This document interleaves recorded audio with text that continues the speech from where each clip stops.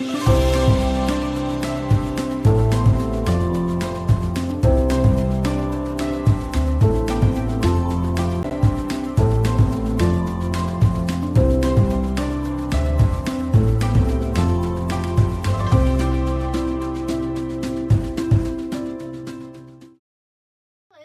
back to another BrailleDash video. In this video, I'll be going over Braille devices. So here on the screen, I have two different devices. I have a Braille display and a Braille standalone device. I'll go over the difference between the two. The first device I'll be going over is the standalone Braille note taker. So a standalone note taker like this one on the screen, which is the Braille Note Touch Plus, has the ability to send off emails, save files, create folders, surf the web. So this one in particular is Android based. So you are able to search through Google all on this device. Of course, you'll need to connect it to Wi-Fi, but it has the ability to do all of that in one single device. And again, because it is an Android based device, you have the ability to download apps off of Google Play Store. So to go over this device, you have the 6-key Braille keyboard here, and you have the space bar underneath it so your hands just nicely fall on those keys. Your pinky keys on either side. On your left hand, it is the backspace. On your right hand, it is the enter. Another cool feature with this is there is a screen underneath the key itself. So you flip this open, and there you have a representation of all the apps you have on the device itself. So for sighted people, they could go here and look through this. Someone who is visually impaired and is using the device, there are different gestures that you could do on the screen here to activate swiping left, swiping right, double tapping on an item to open it, and different things like that. Another cool feature with this is that it also works as that 6 keys that was on the keyboard above here. So you would just have to place your hands here as if you were typing on the 6 Braille cell keys, and it will recognize your fingers. So here you can hear it buzzing. It's because everything I'm typing is not a gesture, but I just want to let you hear how it's recognizing my touches.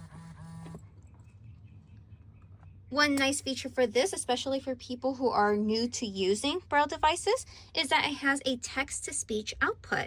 So you do have the Braille display here, which will tell you what the item is. So here it says calendar, but it also has the feature to read it to you. So I'm going to go down to the next item. All applications. Word processor. Keyword. OneDrive. Gmail. File manager. Key file. Easy Reader Plus. And there you go. So it reads all the items that are on the menu as well.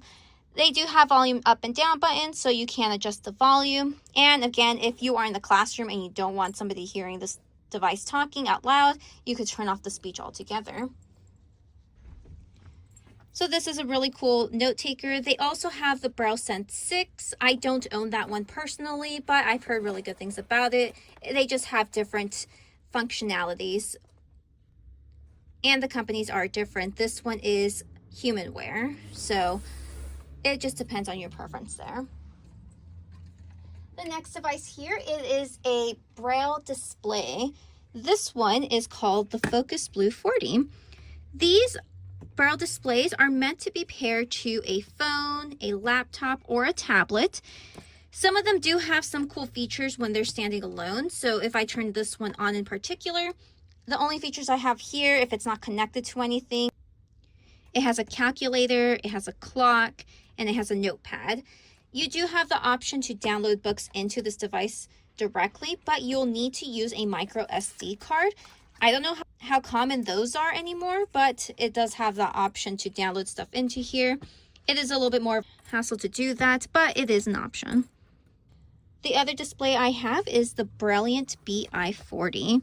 So again, the reason for 40 in the name is because this one also has 40 cells, just like the Focus Blue 40. This one, on the other hand, does have a text-to-speech output, just like the Braille Note Touch. So I'll turn on the device. All right, and down here, again, on the Braille display, I could feel that it says Terminal in Braille. I'm going to go down the menu so you could hear a couple of the features. Power off. User guide. Online services. Wi-Fi connected. Okay, that just lets me know that the Wi-Fi was connected. I'm going to go back. Online services. Main menu. Options. Date and time. Calculator. KeyCalc. File manager. K-files. All right, that's just a couple of examples. This one, again, it has the Braille 6 keys, just like the Focus Blue 40 and the Braille Note Touch. So it just gives you the ability to type in Braille and also read the Braille. KeyCalc. This device became very popular once the update came out and they introduced the text-to-speech input.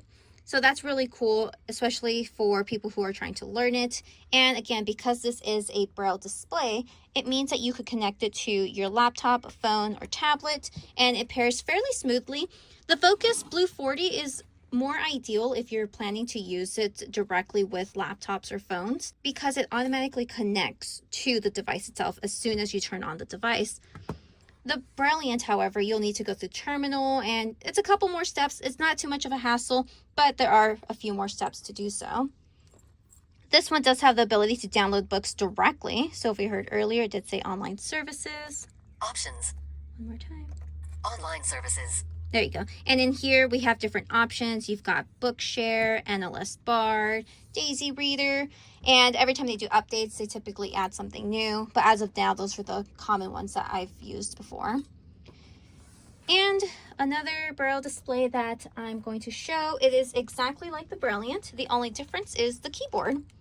So this one is called the Mantis Q40. So the reason for the Q is because it is a QWERTY keyboard. So it's exactly like a laptop keyboard. We've got function keys at the top. We've got the arrow keys on the bottom right. And you have the space, control key, enter key, shift, tab, all those fun stuff. Down here at the bottom, you have the Braille display. So you're able to feel what's on the menu with the display. It does have the text-to-speech feature as well. However, this device in particular needs to have a Bluetooth speaker connected to it for it to work. But other than that, you could download books, you could take notes, create files. Again, everything you could do with the Brailliant. Also with the Mantis, you can connect it to the laptop and phone. Again, these are Braille displays, so they were meant to be paired to something. The Mantis connects just as quickly as the Brailliant, so you just need to go into the terminal menu, find the device, and connect it there.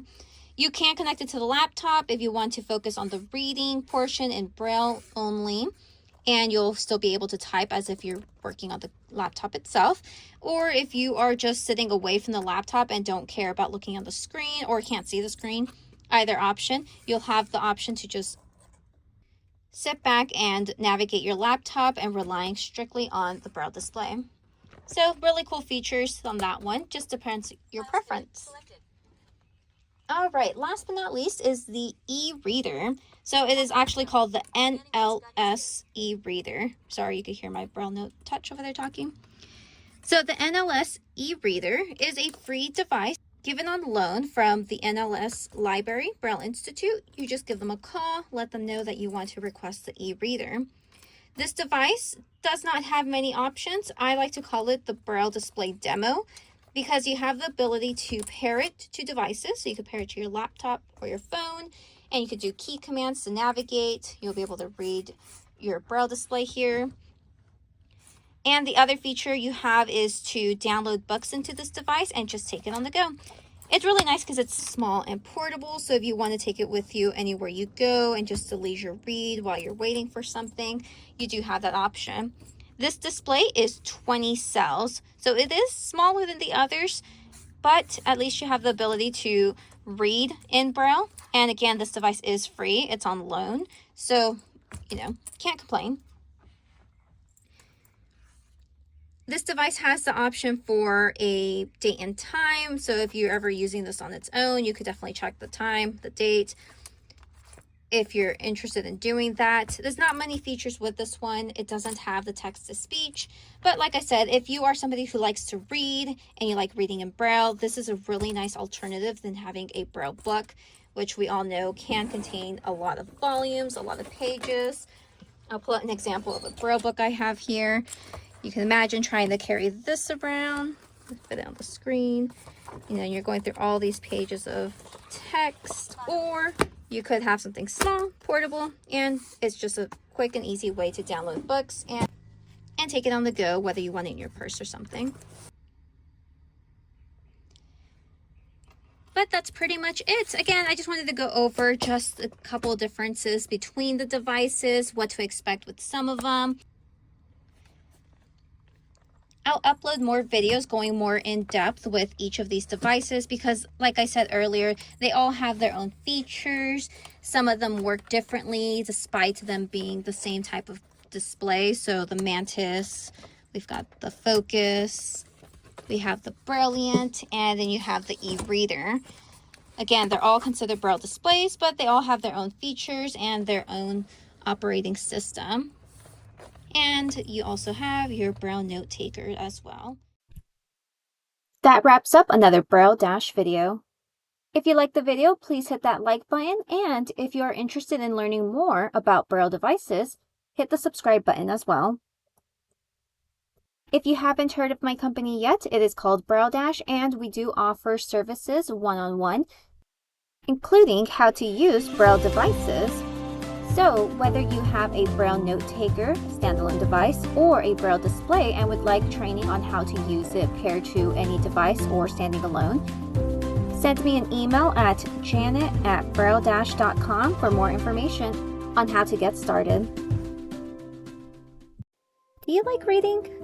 Are you writing your own book right now, or have you already published one? Check out my Patreon and talk to others just like you. Also check out my other channel, BrailleDash Reads, where you will find reviews for books I have read, and you will also find some content from the book club. The links to both will be in the description below.